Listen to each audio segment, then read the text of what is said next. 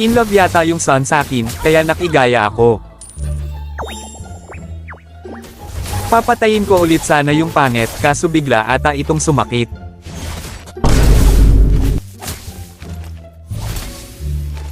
Pero hindi ngunit ibig sabihin na sumakit siya hindi ko na siya tatapatan. That's crazy! Maiba ang usapan, akala siguro nung Joy, maligaya na siya, dahil akala niya nakatakas na siya. At dahil doon, gusto ata bumawi ng pangit.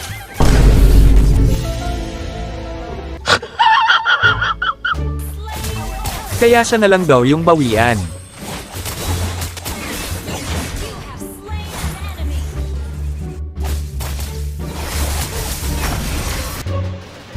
Ako po ang unang mamamatay.